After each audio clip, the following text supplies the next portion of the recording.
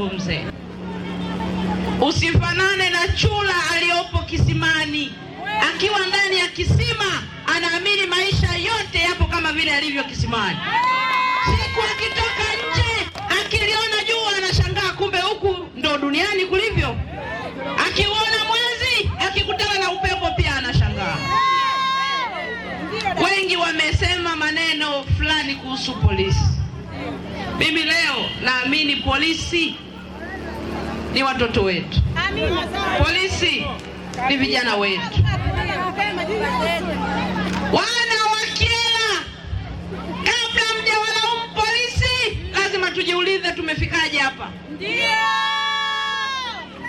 Hawa polisi tuko nao mtaani ni watoto wetu, hawajazaliwa mbinguni. Ndio. Nani ametufikisha hapa tuanze kukosana na polisi? Leo chama chetu kimezindua operation katiba mpya na Free Tundu Lissu. Amina. Ni kwa nini tumekuja na hiyo operation? Mtu wa Kyela utajiuliza, mimi katiba mpya inanihusu nini? Wakati leo watu wa Kyela uko shambani, huyo afisa kilimo hajawahi kuja shambani hata siku moja. Ajua ulipataje mbolea, ajua ulipataje mbegu, ajua ulipataje fedha ya kupalilia. Anakuja siku unapovuna. Ni serikali isiyothamini wa Tanzania, ni serikali isiyothamini wakulima wake.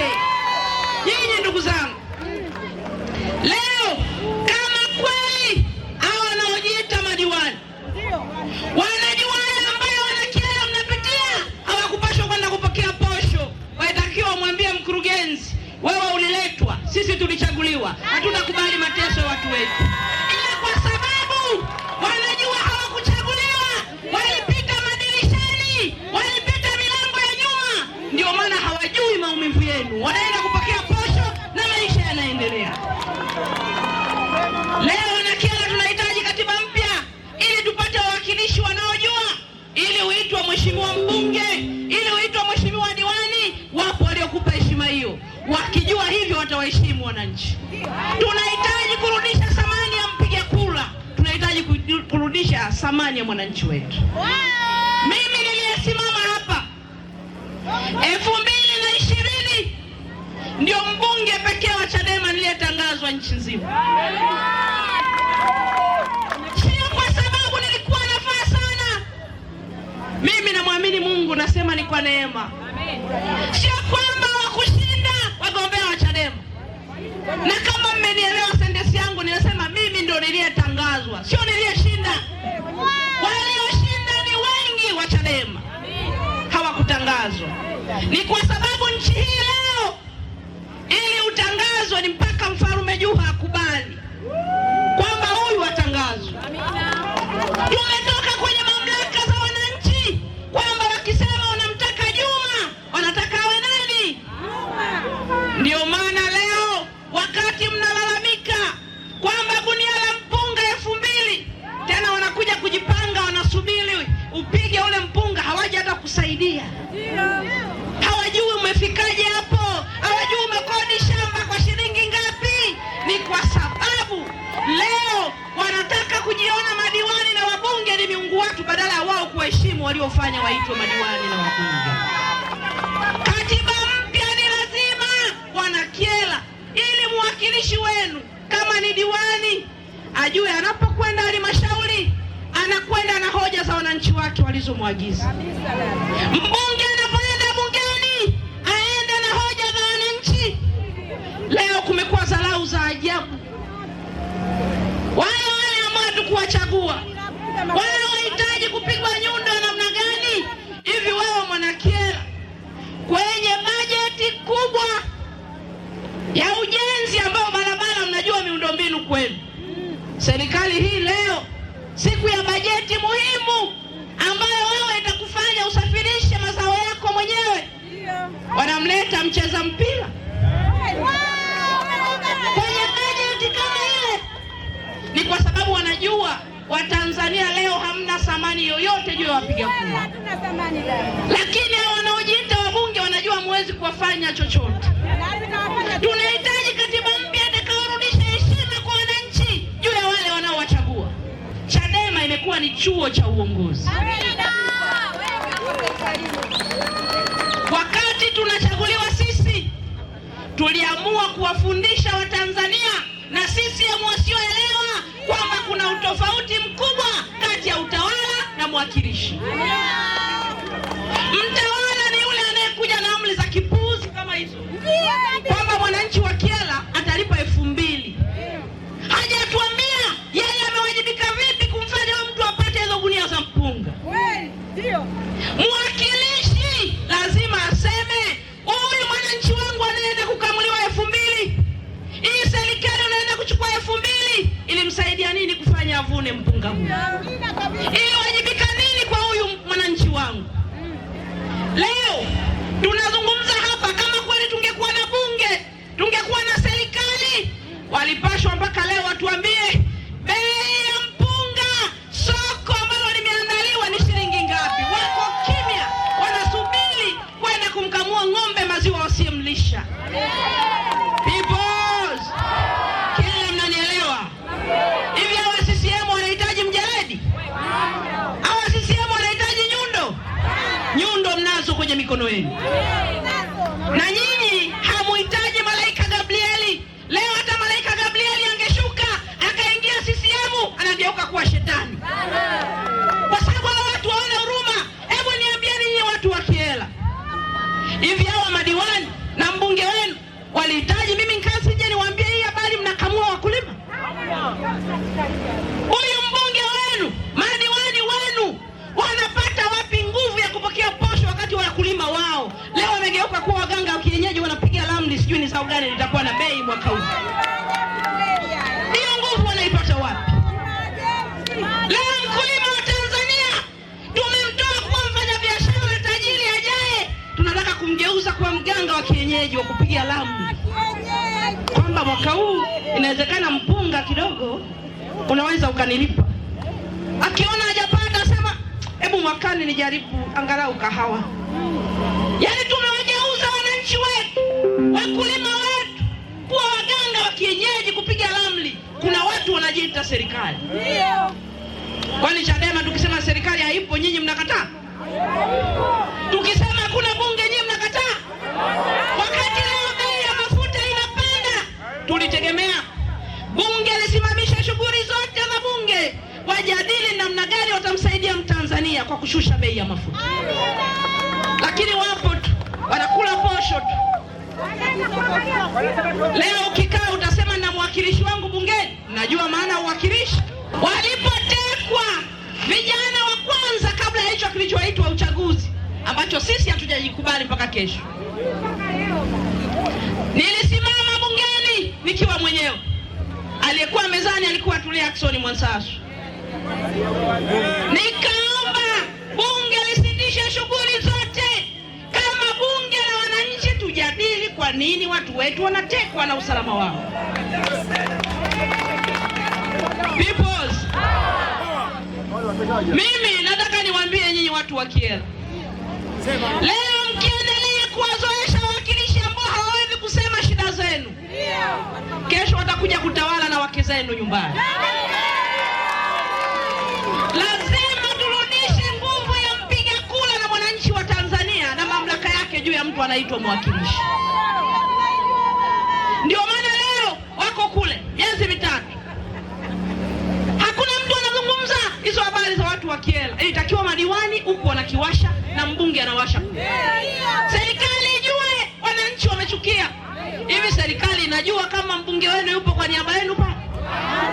Hawawezi kujua kwa sababu wasemi ya kwenu mliomtuma na sema ya kwake.